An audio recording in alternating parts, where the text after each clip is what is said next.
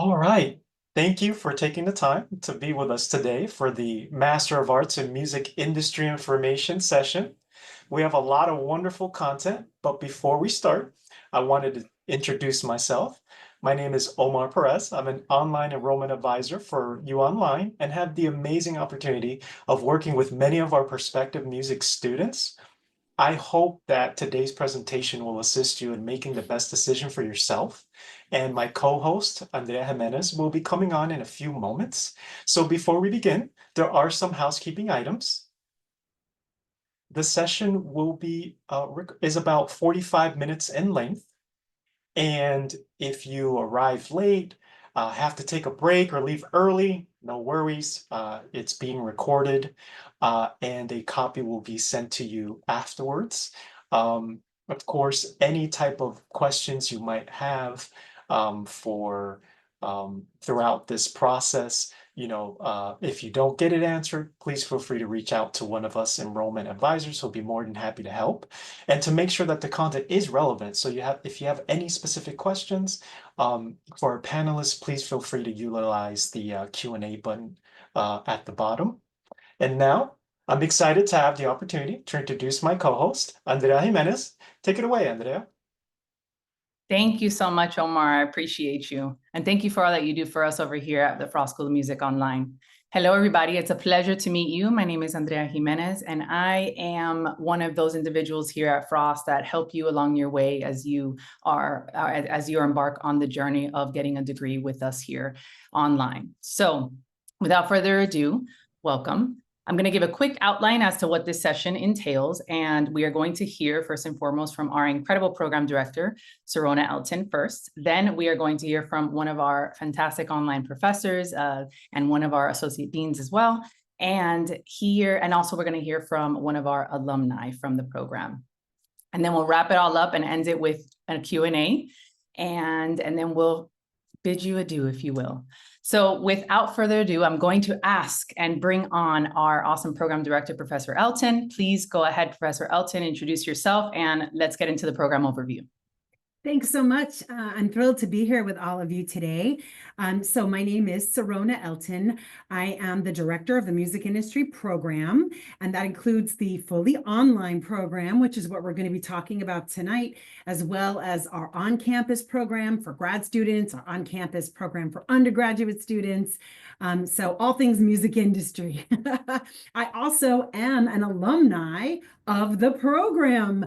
Back when I was a student, there was no online version, but I did pursue this master's degree here at the Frost School at the University of Miami. This was even before it was called the Frost School. But so this program is really near and dear to my heart because it's been a part of my career journey, and I'm excited to see if it's a good fit for your journey as well. So I'm going to go ahead and share my screen because I'm going to give you a little bit of an overview of the program, a couple of key things about how it all works before we get into some questions. If you happen to have seen our advertisement about this and you wanted to know more about the on-campus program, the courses are the same, so stick with us, even if that's your interest instead. So let me go ahead and share my screen here. And we'll just have a couple of short slides. Don't worry, this is a much more interactive session than it is a presentation, but I find that slides are helpful to help you understand how the program is put together. So it is a Master of Arts in Music Industry. That's the degree. And so a couple of fast facts about us. Our on-campus program first launched in 1966. We are possibly, we think, maybe the second program in the country, in the world, to focus on the music industry. There was only one other that focused on sheet music, which I don't know. I think that makes us the first for real. But 1966, that's how far back we go. In 2014, so 10 years ago, we launched our online program, our online master's degree. We have now been named, actually, I think it comes out later this week. Okay, so I'm jumping the gun a little. We are included in the top music business program list for the 10th time in a row in Billboard. They have published a list. They've published it 10 times. It hasn't been every year. They skipped a few years, but every time they have published a list, we are a top music business program in that list. So pay attention to that space later this week. That will be announced that we're in it again. We have lots of alumni because of how long we've been doing this, and we keep in touch with them, and we have ways that our current students can connect to our alumni, and we do that through a private LinkedIn alumni group. And that group, that number probably is closer to 1,000 now. It probably grows at least 10 per week or so. And so it's a fantastic resource for everybody in our program. There's no distinction between the online and the on-campus program when it comes to our alumni. It's one happy family. So let me tell you a little bit more about the way the curriculum is designed. So what the curriculum is made up of is 30 credits, okay, is what you're taking. And the first of those, 15 of those, half of those, are in very specific required music industry courses. So the courses you will take include music copyright, music publishing, recorded music operations, music industry agreements, and then either an internship, which is preferable, and that can come from a paid job. It doesn't have to say internship, it's just work experience, or a project. So those are your required courses, and each of these courses is 3 credits. Then in addition to that, you have 6 credits of MIN electives. And so those may be music industry courses. Those may be courses from our sister program in live entertainment management. And we have some additional courses that you could take as well that fall under this bucket, as well as 9 credits of general electives. And those are 3 credit courses. So all of our courses are 3 credits each, right? It's a 30 credit degree. So that's 10 courses in total, right? For 30 credits in total. And this is how the curriculum breaks down. It is the same curriculum, whether you are in our on-campus or online degree. You will also take something we call a cumulative exit exam once you've finished all of your coursework. And this exam pulls questions from some of the assessments and assignments and exams you've had in those required courses. And you have to pass it in order to graduate, which is not usually a problem for students who have been doing well in the program all along, but it is a requirement to get to be able to graduate. So often I'm asked about sort of the learning outcomes, right? What are students learning about in these courses? And we've lumped these learning outcomes into 3 buckets. So the first bucket has to do with music copyright, and you're going to be learning all about how that is applied to musical works. That's the copyright language terminology for a song, okay, or musical composition, and how it applies to sound recordings, right? The music industry is all about those musical works combined with sound recordings. How copyright infringement works, how copyright protection works, how long is it in place, how are copyrights treated internationally, just to give you a bit of a flavor, and so much more. You will learn about the music publishing industry, and this is really the song side of the industry. How does music licensing work? Royalties, publishing agreements, song catalogs, all of the business side of the song business is what you'll be learning about. And then the third of these categories is the recorded music industry. How do things work with sound recordings? How are they made? How are they distributed? How do they make revenue? How are they marketed? All of that is what you're going to be learning about in classes like recorded music operations and music marketing, for example. So we really put our learning outcomes from the program into these 3 overall categories. What kind of skills will you be learning in your classes?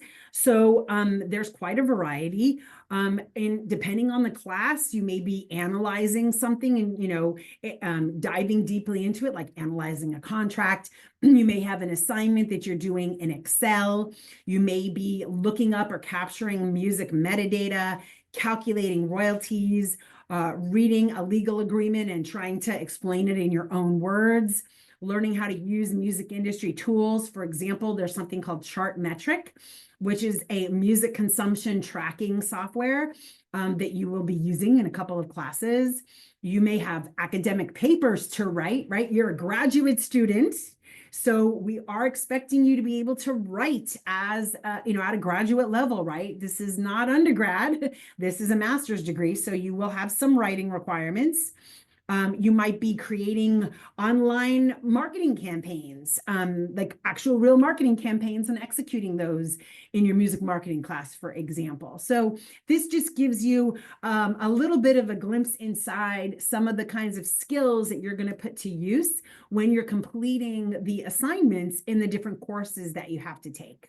And there's plenty more. This was just what I thought would be a good sampling of this. And then lastly, before I turn it over and pull in some other guest speakers, people ask me a lot, what are some of the qualities we're looking for in applicants? And even more importantly, what are the qualities of somebody who can successfully complete the program? Okay, so what do you need to successfully complete the program, right? Let's put it like that. What do you need to be successful? You need a strong passion for the music industry. Right? This is a highly competitive field. Nobody pursues a degree in music industry because they're looking for an easy time getting a job and job security. That's not this field. This is a highly competitive field, and people are in this field because they just know in every ounce of their body that they need to be working with music somehow, but have decided that perhaps they do not want to be making a living as a performer or making a living as a creator of songs or compositions, but that they want to be doing business activities connected to music. It's the sort of thing that you just know deep down. If you're like, well, maybe real estate, maybe healthcare, maybe music industry, that might be a sign that music industry is not for you, right? This is a deep, deep passion for this area. You also need a strong passion for learning. So many of you are probably working full-time jobs. It is no small feat to take on a master's degree while you are also working. I myself worked a full-time job while I got my law degree. I understand what it's like to try and make it all happen, right? There's only 24 hours in a day. You have got to feel very passionate about wanting to learn this information, or it's going to be difficult to stick with it, okay? You need to be detailed oriented. In your classes, you're going to have specific assignments with very specific instructions. And if you don't follow those instructions, you may lose points on those assignments. So you have to be somebody who pays attention to detail. What is due from me when, and exactly what are the instructions? You have to pay attention to detail to succeed in this program. You need to have strong writing skills. This is not a research-based degree, so you're not writing a thesis or something like that, right? A many page research assignment. That's not the case. However, you're earning a master's degree, right? You need to be able to write complete sentences and paragraphs and papers that are well put together. So, if you're like, oh, I can't write, you need to figure out if you really want to pursue a master's degree, right? Maybe a certificate would be better for you. We do expect you to have solid writing skills. Business technology skills. You're going to be using Excel.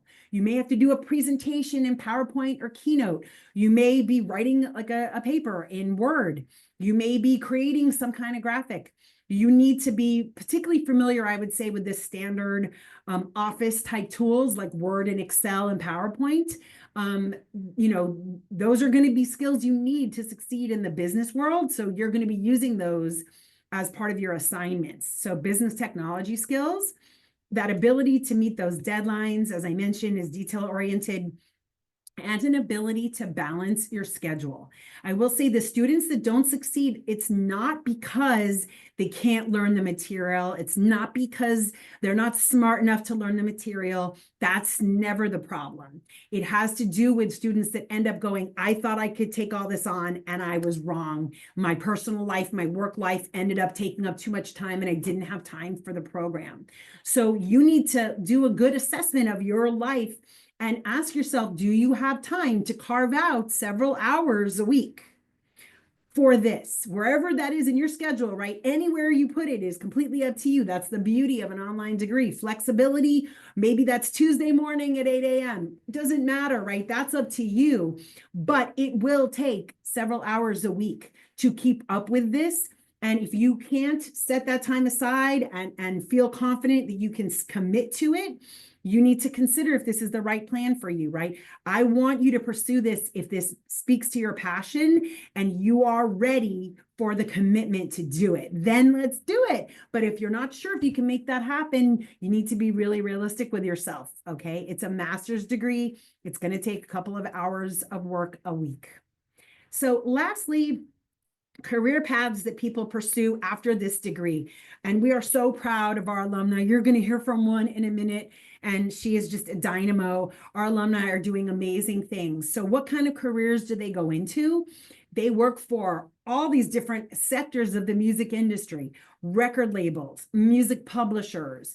There are these organizations you may have never even heard of called collective rights management organizations, and they are charged with collecting a certain kind of money in the industry and getting that money paid out to rights holders. So there are jobs at those kind of companies that's sort of like licensing. And one of the great things about it is you're often helping people, helping creators get paid, which is very satisfying. Artist management companies, digital distributors like CD Baby or DistroKid, maybe you've heard of those. Digital music services like Spotify and Amazon and Apple. Talent agencies, and even if you're doing the music industry degree instead of our sister live entertainment management degree, sometimes our music industry alums go into concert promotion and concert venues as well. They take advantage of what they learned in those electives that they took from the live entertainment management program and end up going into these kind of sectors as well. So we've got such diverse alumni across just about every sector you can imagine in the music industry. And the great thing about getting a degree in music industry, as opposed to sort of self-teaching and watching YouTube videos, right, is you learn how the whole ecosystem holds together. So you are prepared to pursue perhaps different paths rather than learning only about one particular job or one sector. So let me now come out of screen share.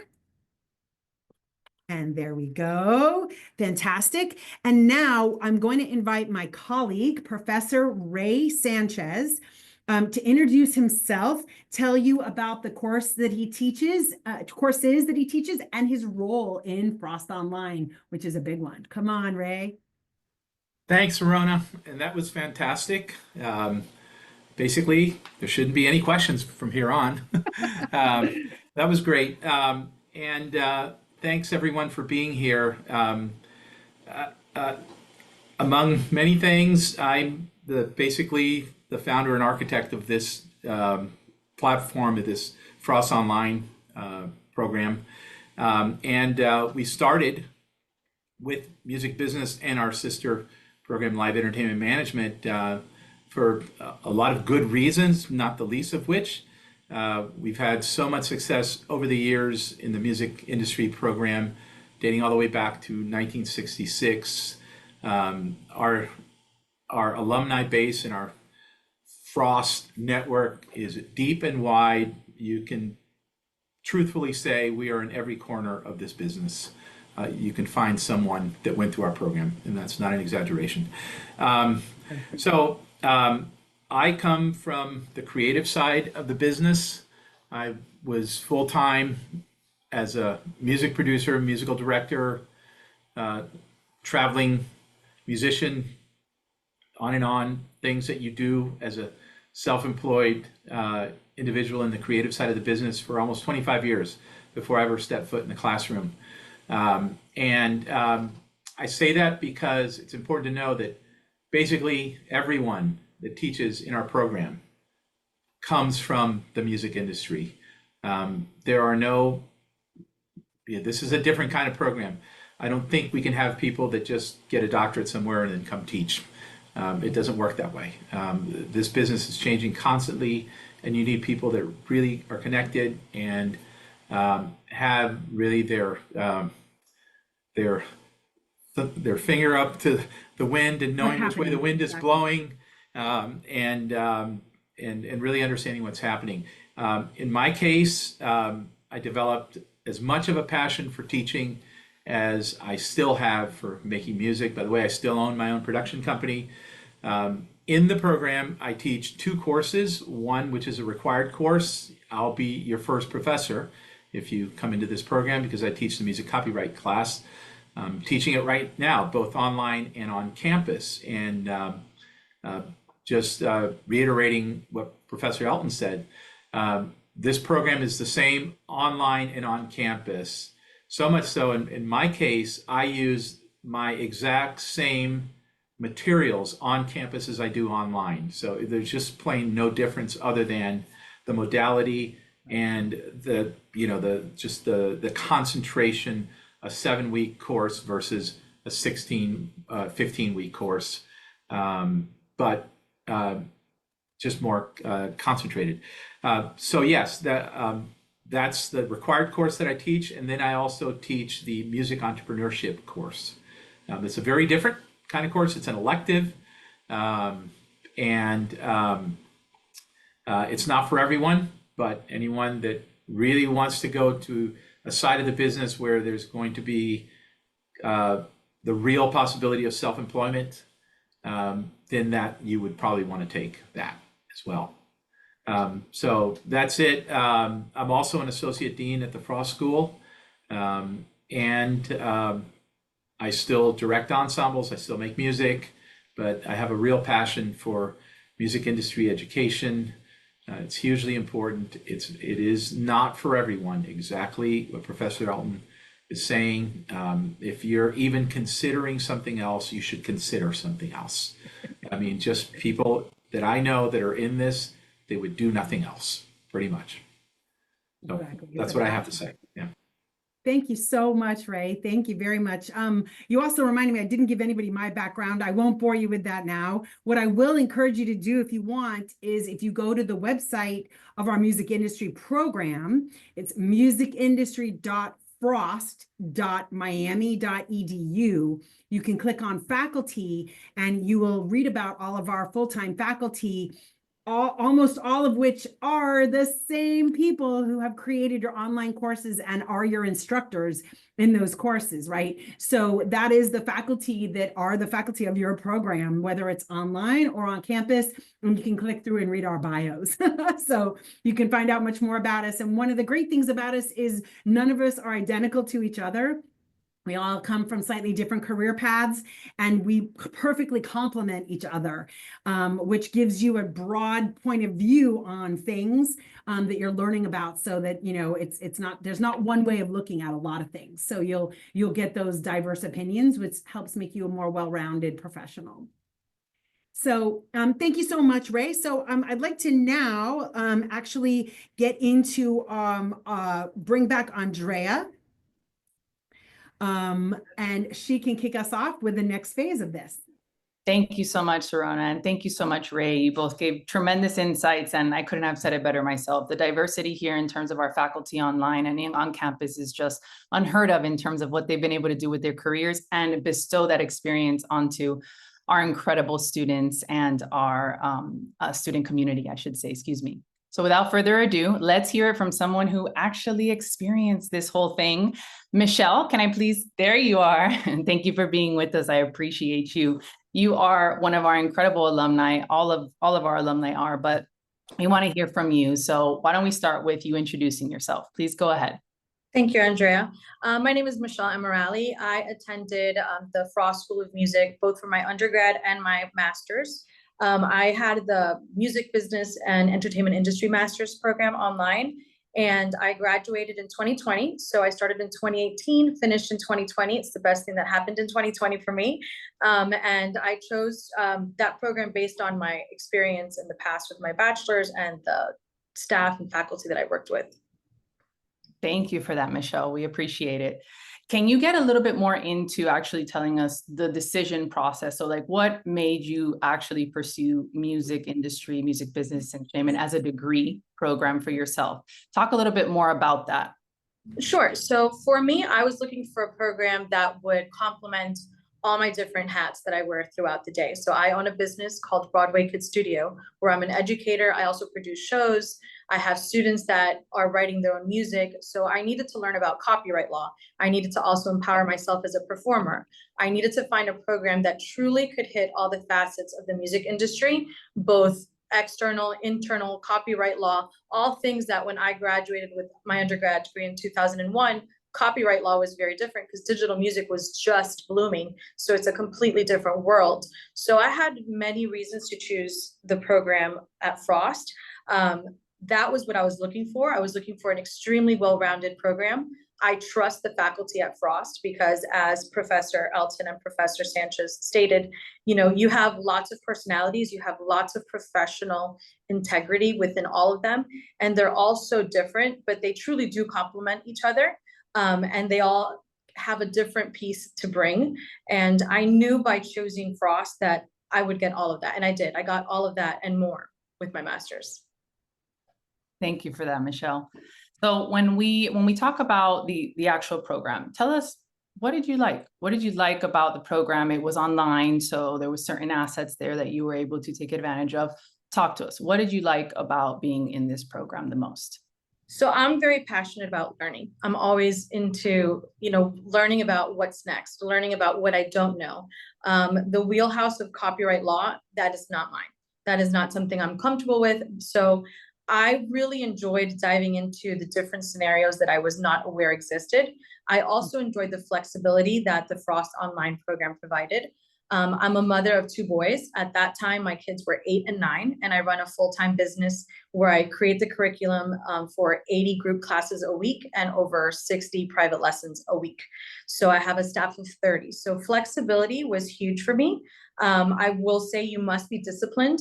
So what I did for myself is I would set aside time. I would almost block out as if it was a private lesson that I was teaching. And I would say, okay, today I'm going to work on this. But I really enjoyed the flexibility. I enjoyed the ability to speak to my professors because although it's an online program, we would have meetings together. And if you could make it, great. And if you couldn't make it, it was okay because we all have different professional responsibilities. But I never for once felt any different than when I was an undergrad. My teachers, my professors were all easy to access. Professor Sanchez was my first professor. And it was like I felt at home the second I took his class. And then my final professor was Professor Elton. And that literally my last class as the pandemic hit. So the flexibility to be able to send an email and have a response or go on a quick call and have questions answered was amazing for me. Because if you're looking for something that's flexible, that is extremely professional, and that will take your career, whether it's, recording industry, performance, venue, to the next level, there is no other choice.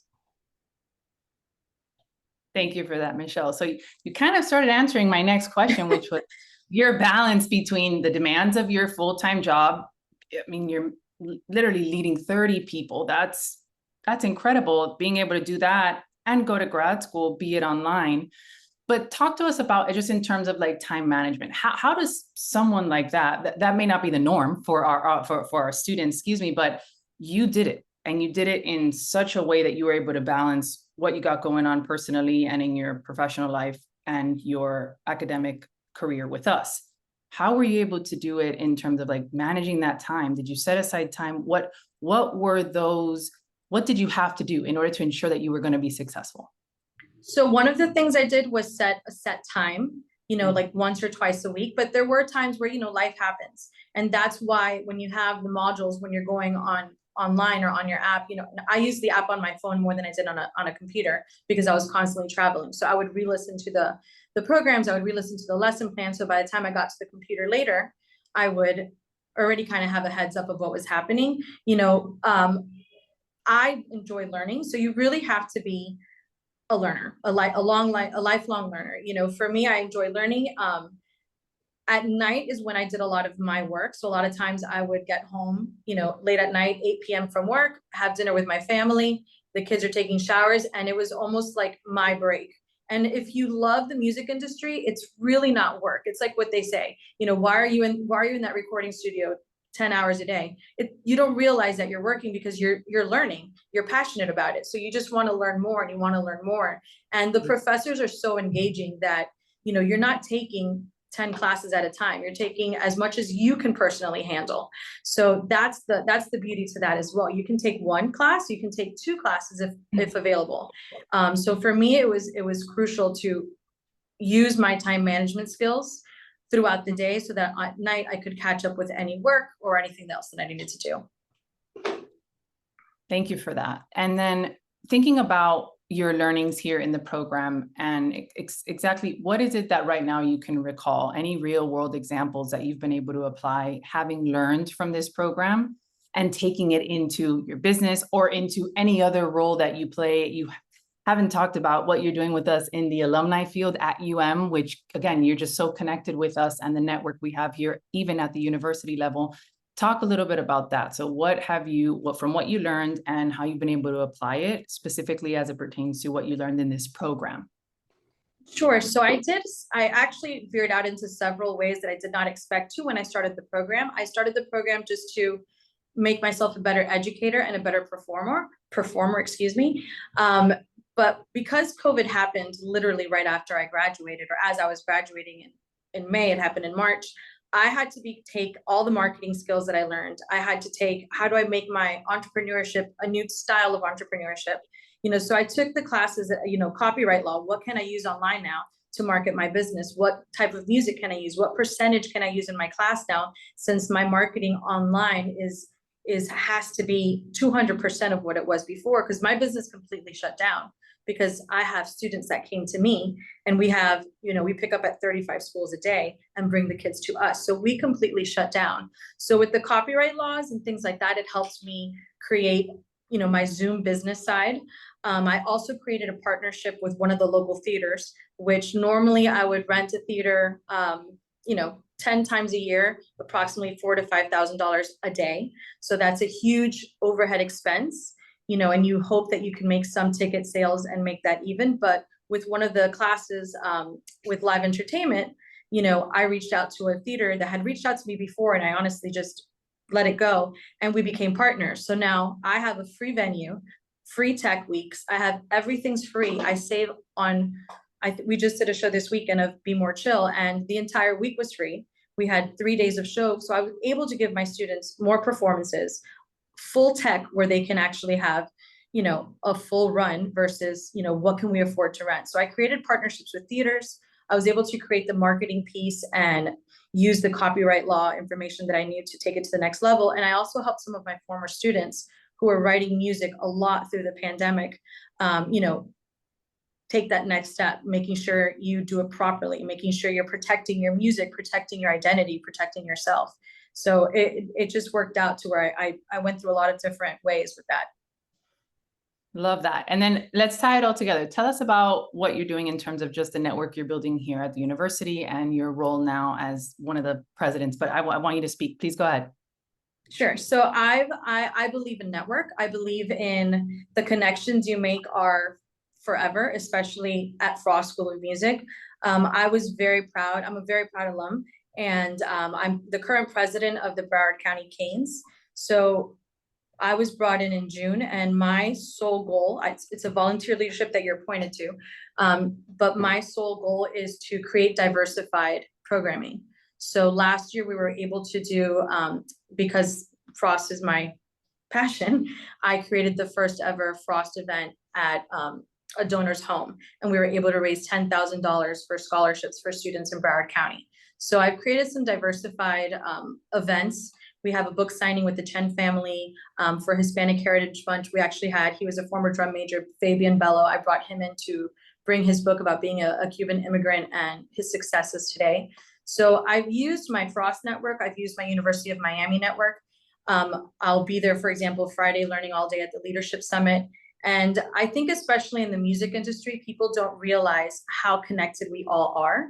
You know, I had an invitation from Professor Sanchez, I believe it was 2019 for NAMM. And I went last year again, you know, and it's forever learning. And those connections, those friendships, those bonds, you know, one will lead to another connection. One will lead to another job, another ability, another musician looking for, a copyright attorney, any of that. So it's really a very, very complicated but small web that I enjoy being a part of.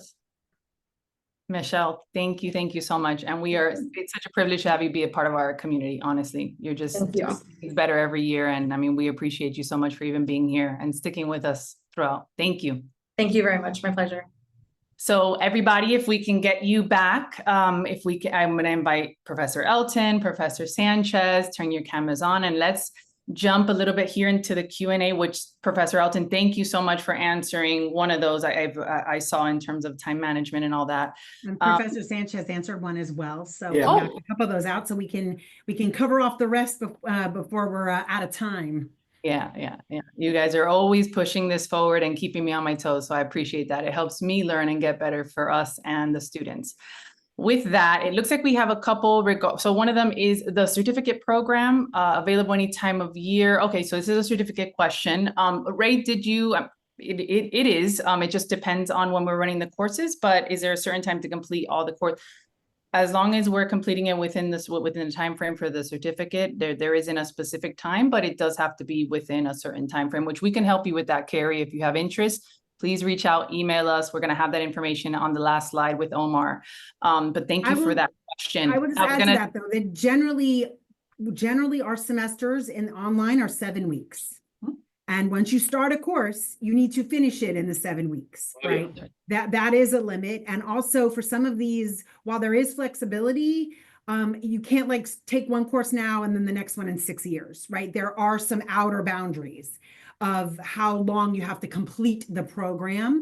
And once you start a course, you need to finish it in those 7 weeks. There's some flexibility about the assignment due dates during that if life kind of gets overwhelming, but it can be risky to start missing deadlines. Now you start, you're not going to finish the course on time, right? So, but those are the broader timelines to keep in mind. 7 weeks once you start a course. And then there is some boundaries about how long elapsed time you need to finish the programs. I appreciate that, Sarona. Thank you so much. And again, we're going to have that information at the last slide. So please email us and we will get you all the details that you need. So Sophia Armando, a tuition question. We can get you that information. Is there a difference between online and the on-campus program? We're definitely going to get you that information. Does anybody want to touch upon that? What I would just say is there are different scholarship models for on-campus versus online. And by scholarship, what I really mean is what we call it's like a discount off your tuition, as opposed to like some scholarships involve actually putting money in your pocket. That's not what we offer, but we do have discounts off of the tuition price in the form of a scholarship. And there are different processes and different scholarships, whether you're talking about on campus or online. And then of course, the other things to consider if you were to do on campus, if you don't already live in Miami, you have to think about the cost of living in Miami. And there may be some extra fees having to do with student activity fees and things if you are an on-campus student. But beyond that, I would say we could email you more details. Ray, oh, I'm sorry, Ray. I thought maybe you had something. Yeah, no. I was just looking at the next question. Oh, yeah. Student portfolio required for admissions, not in this program. We look at other factors, of course, and but this is not a portfolio program. We do have other programs online that do require portfolios, but this is not one of those. So your general application is an application. You have letters of recommendation, you have transcripts that you have to get, but you're not submitting like any, written materials or anything. This degree is for people who never studied music industry as an undergrad or studied it a long time ago, right? If you just graduated in May from one of the other top music industry programs, then you are not eligible for this program. But if you studied music business as an undergrad, like more than 5 years ago, or longer ago, right? Or never studied it, then you're a good candidate. But if you just finished a degree in this area at a top program, you're really, it's not for you. This is not a continuing degree from an undergrad degree in music industry. It's for people who did not study music industry already. Right. And no, the live entertainment management program also does not require a portfolio. Just saw that come up. Yeah. Y'all are doing this for me. I appreciate you both. So with that said, we can wrap everything up. I don't see any more questions in the Q&A, but I will ask just one more question to both Professor Elton and to Professor Sanchez. Why us? Why should anybody choose us? Sorona, Professor Elton, excuse me, can you answer that first? And then I'll go to Ray. Well, I think one of the key things that distinguishes us from others is that it is the same degree, whether it's on campus or in, online. And that degree has a really well-established reputation and has been around a long time. And, we take great care in deciding who our faculty are. And we do with our online classes, just like our on-campus classes. And for all of us, that make up like this core faculty, this is our main gig. And the extra work we do in the industry is our side gig. Sometimes in online programs, your classes are completely put together by people who teaching is their side gig, right? And guess what? It actually takes some work to learn how to be a good teacher. Not everybody who is great at doing something is great at teaching it. So I would say, the fact that our online and on-campus programs are the same, with the same core faculty having authored these courses, who have dedicated their lives now, their professional lives at this stage, to teaching and to being great teachers, is, some of the things that set us apart from some other programs. Yeah. And the only, there's not much to add to that other than I can just say that because you're part of the same family, you're part of the same group of people, whether you take it on campus or online, and that network is really special. It's very tight knit. So again, I think that's an advantage that we've had pretty much since the beginning here, and that's just our culture. So I guess if anything special, we have a kind of a special culture in this school, and particularly in the music industry program. Thank you both so much. Omar, I'm going to pass it over to you. Thank you. So we have a number of resources available for students. In addition to the resources and attention that you get from the Frost School of Music, you'll see we have the Topo Career Center. There's a Graduate Student Association, online library. So there's a lot of different ways that students can get connected to different types of resources, whatever you may need. And of course, we always want you to feel like you're part of the family, and there's something that we can help elevate for you. And in terms of thinking about the actual admissions process, I know we got a few questions about what you need. So as you see there, in terms of the transcripts, your unofficial transcripts are perfectly fine for the admissions process. We wouldn't need your official ones until later. Remember, you need at least a bachelor's to apply to the master's program. You'll see the information for the letters there, resume.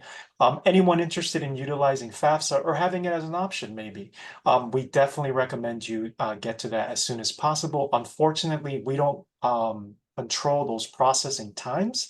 That's the Department of Education, so definitely urge you to push through that. And also, you'll see online application. That's your academic profile. Once you submit that, that's taken as your application.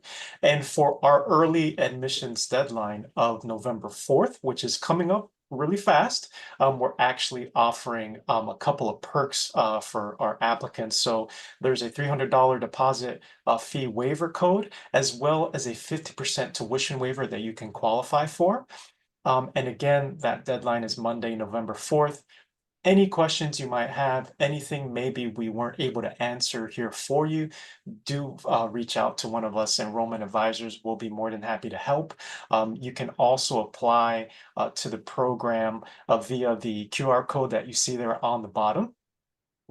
And before we let you go, I just want to thank you to all our wonderful panelists today. And folks, we hope to see you soon as a future Kane. Thank you, and enjoy the rest of your day. All right. Bye, everybody. Bye.